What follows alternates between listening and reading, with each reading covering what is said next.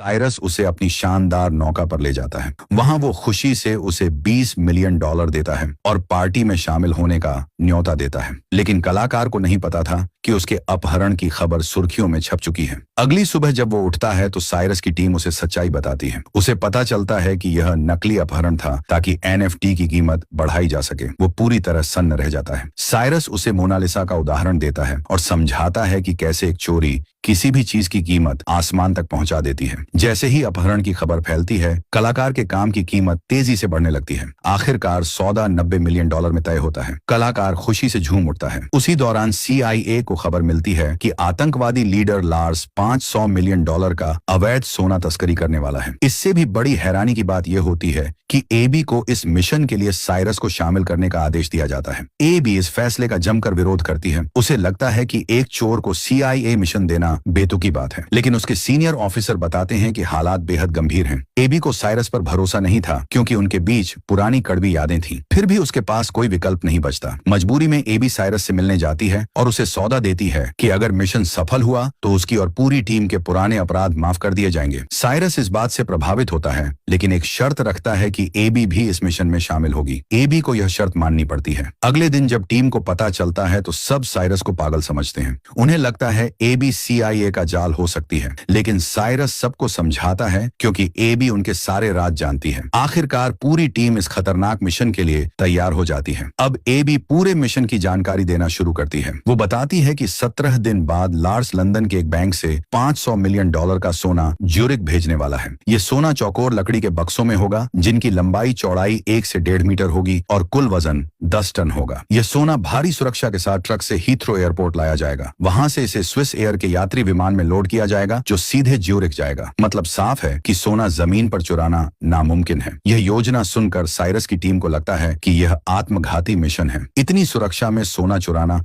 पागलपन से कम नहीं होगा, लेकिन साइरस शांत रहता है और कहता है कि अगर जमीन पर संभव नहीं है तो हवा में रास्ता निकाला जाएगा। साइरस तय करता है कि सोना उड़ान के दौरान ही निकाला जाएगा। इसके लिए उन्हें एक दूसरा विमान चाहिए होगा। जब दोनों विमान काफी करीब आएंगे तब रडार सिग्नल बदला जाएगा। इसके बाद सोना वाले विमान को कोई पकड़ नहीं पाएगा। हैकर मिसान तुरंत खोज शुरू करता है और एक उपयुक्त विमान ढूंढ निकालता है। यह विमान आकार में बड़ा था और पहले से ही काफी बदला हुआ था। इसे दूर से नियंत्रित किया जा सकता था और इसमें ऑटोमेटिक स्टील पाइप भी लगे हुए थे। डेंटन उन्हें विमान की सबसे खास बात दिखाता है। इस विमान का निचला हिस्सा एक जुड़ी हुई LED स्क्रीन था। इसकी मदद से विमान को रडार और देखने से बचाया जा सकता था। साइरस समझ जाता है कि यही उनका सबसे बड़ा हथियार होगा। विमान किराए पर लेने के बाद पूरी टीम अपहरण योजना बनाने लगती है। सबसे पहले उन्हें रडार व्यवस्था नियंत्रित करनी होगी ताकि उनका विमान अदृश्य रहे। साथ ही सोना ले जाने वाले विमान के करीब पहुंचकर सिग्नल बदल